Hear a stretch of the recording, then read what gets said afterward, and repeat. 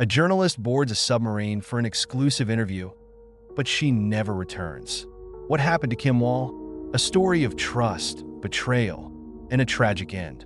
Stay tuned as we uncover the chilling truth behind her final 24 hours. The city of Copenhagen awoke slowly, bathed in the gentle light of a summer sun that promised warmth and clarity, yet harbored the silent weight of an approaching storm. Along the waterfront, where boats of every shape and size often bobbed in gentle unison, that morning seemed entirely ordinary. Seagulls riding the breeze, and the distant hum of early commuters forming a subtle soundtrack to the day. If one were to glance through a particular window in a modest apartment, they might notice an unassuming figure going about the usual motions that greet a journalist with pressing deadlines and a swirl of future plans. Kim Wall, a talented freelance reporter, was no stranger to the first light of dawn. She had navigated many corners of the world in pursuit of a story, and she carried in her demeanor the quiet energy of someone preparing for yet another day of meaningful work. There was a certain undercurrent of anticipation coloring her morning. This day was unlike any other because by evening, she planned to attend a farewell gathering in her honor. The upcoming event was a small celebration to mark a forthcoming adventure, an imminent move to China alongside her partner. Having already documented stories from war-torn regions to bustling metropolis streets, she approached every new opportunity with determined vigor. These final hours in Copenhagen would be a chance to tie up loose ends and, ideally, indulge in the company of close friends before stepping onto a plane and into a new life chapter. Yet, beneath the surface, a pressing assignment beckoned. An interview she had scheduled with a well-known Danish inventor, known for his ambitious submarine project. From the outside, her apartment looked much like any other in the neighborhood, brick walls glowing with a golden tint under the soft morning sun. Inside, the air held a sense of purposeful movement. The usual clatter of kitchen utensils, the shuffle of papers, perhaps the methodical scroll through emails. These were the small but telling signs of a focused mind orchestrating the tasks of the day.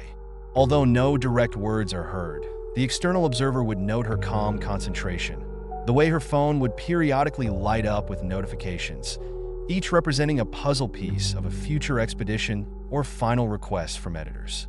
There was also the quieter, more personal side to the morning, perhaps the last-minute packing, ensuring important keepsakes were in the right place, double-checking everything.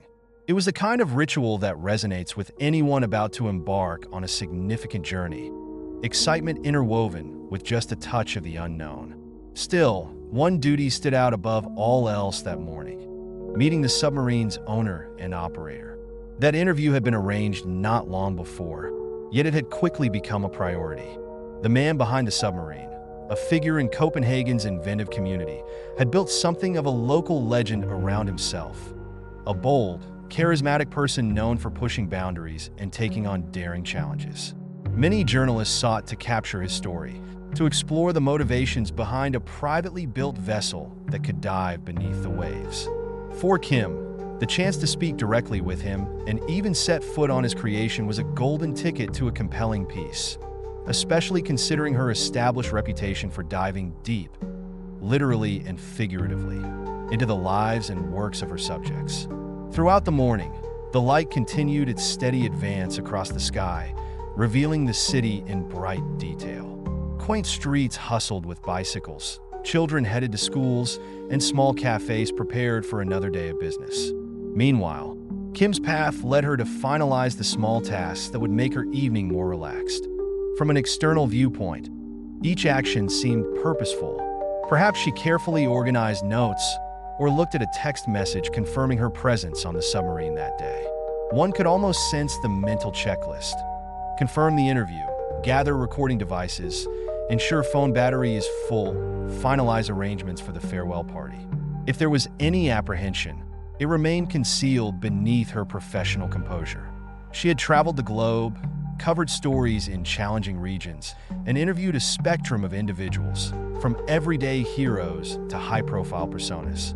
This assignment, by comparison, might have felt almost routine, and yet, the brightening day seemed to whisper otherwise.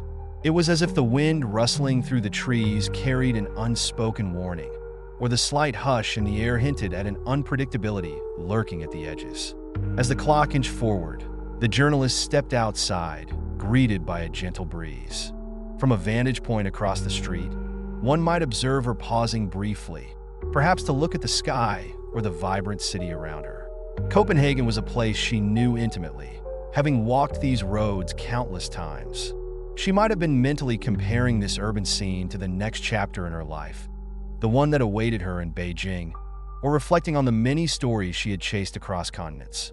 No matter what swirled in her thoughts, outwardly, she projected a focused calm, a subtle determination that was both professional and personal. Occasionally, passers-by might catch a glimpse of her standing near the water's edge later in the morning, phone in hand, verifying the final details for the day's main event. The submarine, moored not far from where she stood, would become the unusual setting for her next big interview. At this stage, the craft was nothing more than a silhouette in the near distance, a testament to human ingenuity bobbing gently on the current. There were no ominous signs, no immediate sense of threat. To all appearances, it was simply a unique project that beckoned a curious journalist to uncover its story. Behind the scenes, the city's news cycle churned on as always. Editors made calls, articles were revised, and deadlines approached. Nothing in those first hours of the morning provided any clue that the day would become a harrowing chapter in journalistic memory.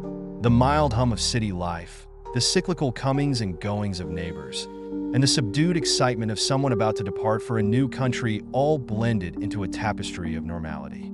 This was a day that should have concluded with a simple return from an interview, followed by a farewell celebration. But fate often carries its own script, one that unravels in ways no one can predict. That morning, Kim Wall was a professional in her prime, an award-winning reporter, a loving partner, and a friend whose life was filled with promise.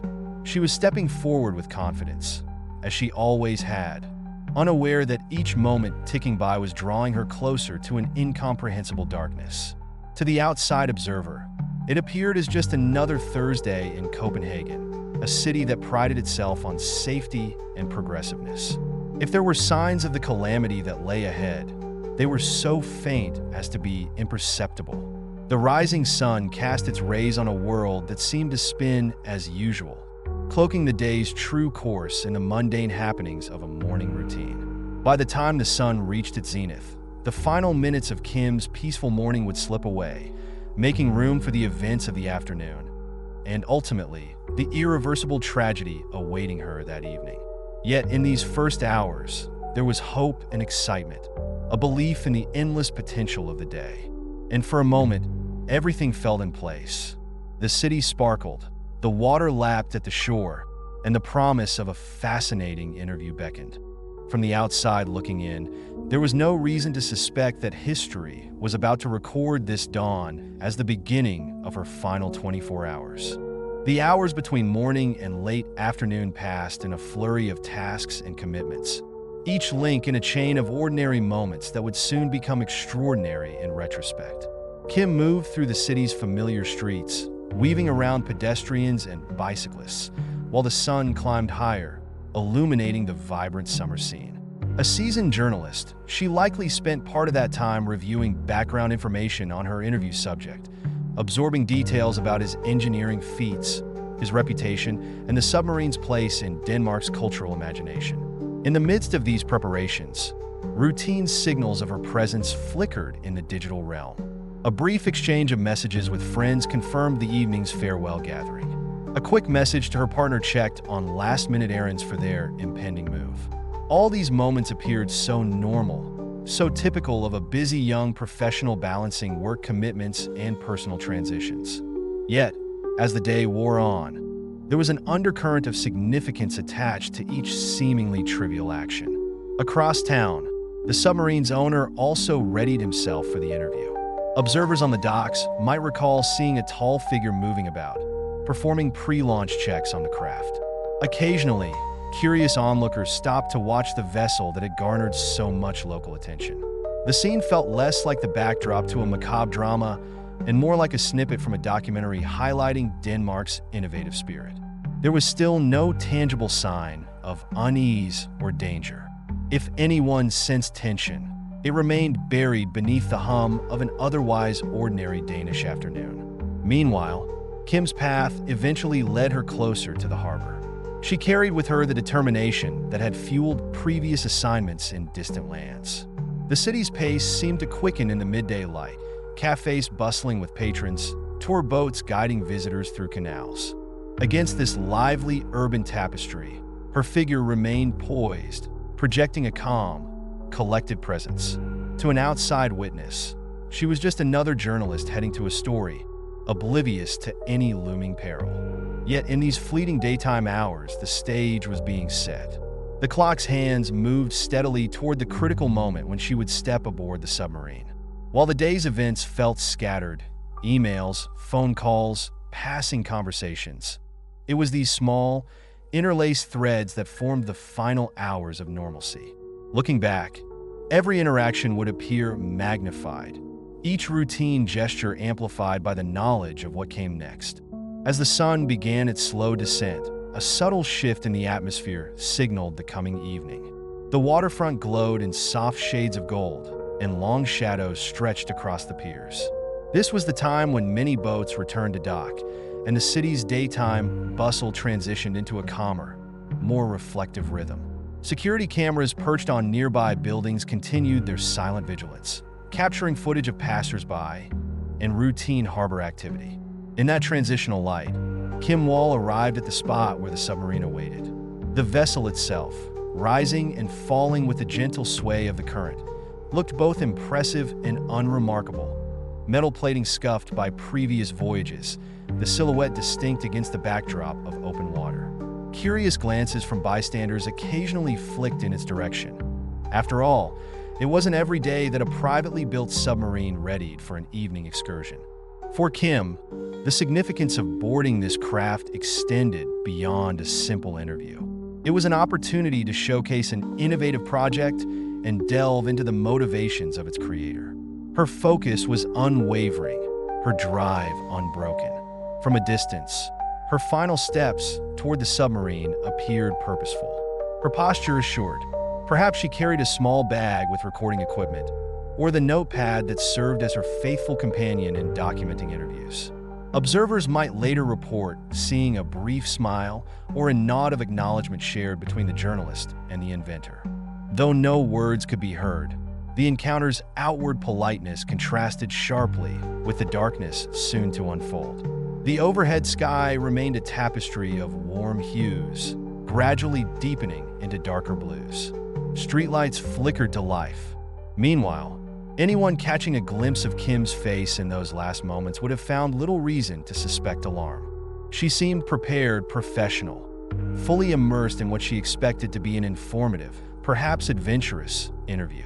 An external onlooker might have sensed excitement, an eagerness to complete her story before the day's end. After all, she had a farewell party to attend and a flight on the horizon.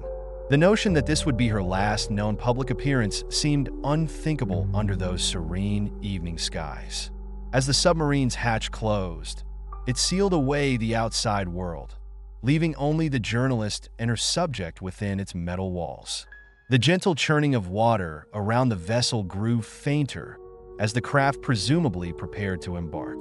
By now, twilight draped the harbor, blending land and sea into a muted canvas.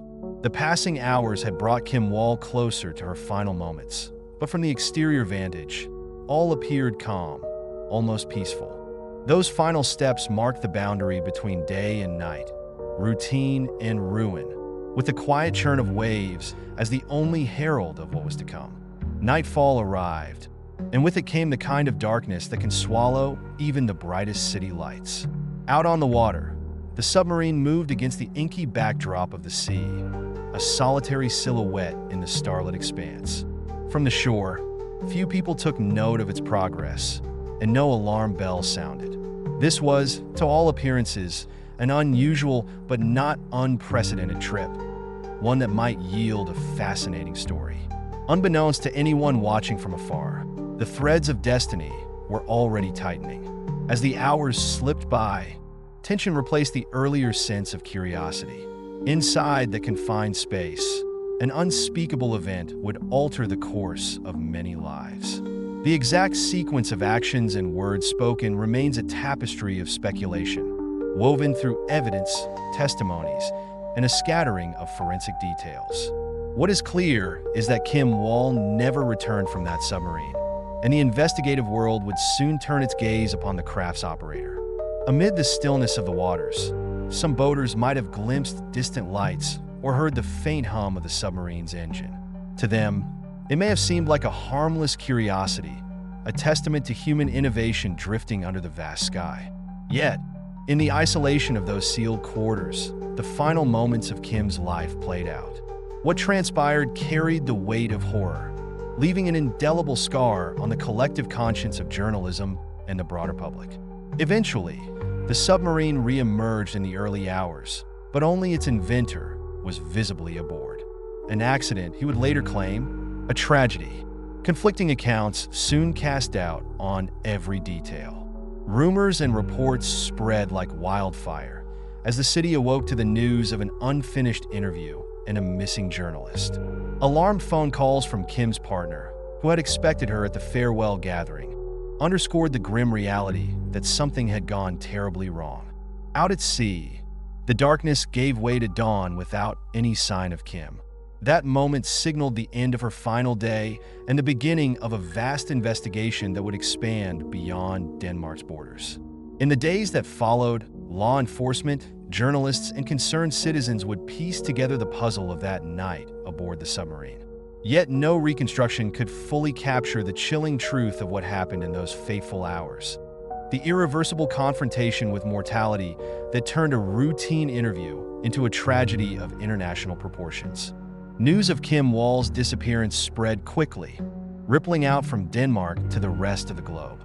Within hours of the first media alert, headlines began to appear in multiple languages, each capturing the shocking scenario. A well-respected journalist boarding a homemade submarine for an interview and never emerging again. The press, initially puzzled, clamored for statements from local authorities and those close to the investigation. Television broadcasts showed somber-faced anchors updating audiences on every new development, while online platforms buzzed with theories and speculation.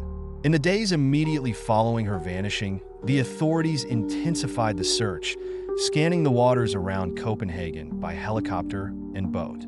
Images captured by news cameras showed divers entering the murky depths, searching for any sign of the vessel's passenger.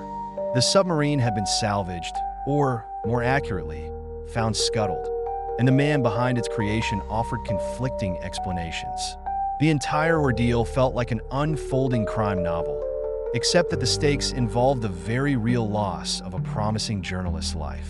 Around the world, Kim's colleagues and media circles spoke of her fearless approach to reporting, highlighting her international portfolio of stories that bridged cultural and geographical divides. In an era where journalism was already fraught with challenges, her disappearance struck a particularly raw nerve. News organizations played archival footage of her, smiling and articulate, discussing her work in places like Sri Lanka and Haiti. These glimpses underscored the tragedy, reminding everyone that she had been on the verge of yet another global move, a new adventure cut short. Public vigils were held in her honor, both in Denmark and her native Sweden. Flowers, candles, and handwritten notes crowded designated memorial spaces, each one a testament to the profound sadness felt by those who knew her personally or only through her byline. Social media erupted in a chorus of grief, some posts echoing the disbelief that such a crime could occur in a place so frequently regarded as one of the safest in the world. Others demanded swift justice, their messages tagged with slogans about protecting journalists and safeguarding freedom of the press. In the midst of this global reaction, law enforcement officials scrambled to keep facts ahead of rumor. Press conferences balanced the need to inform the public with the imperative of preserving investigative integrity. Even so, every statement, every detail, was picked apart by analysts and armchair detectives alike.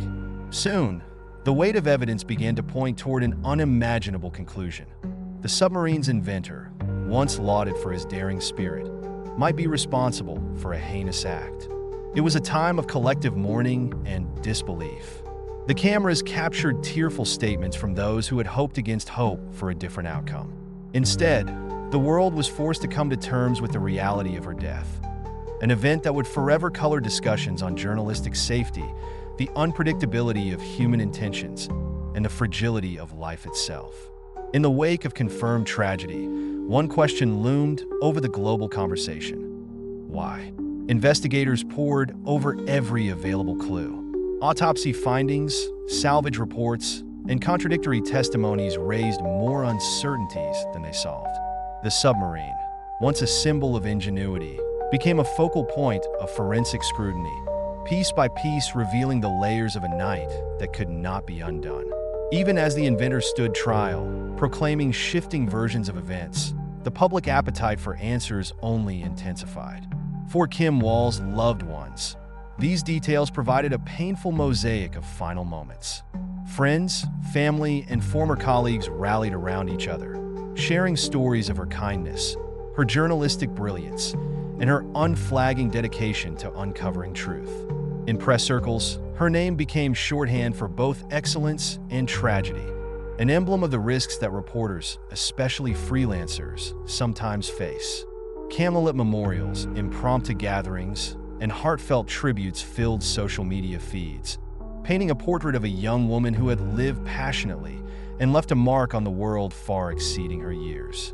Yet beyond the official investigations and the grief-stricken eulogies, speculation took on a life of its own. Some believed this event was simply an isolated act of violence carried out by a singular, troubled individual. Others whispered of deeper conspiracies or hidden motivations.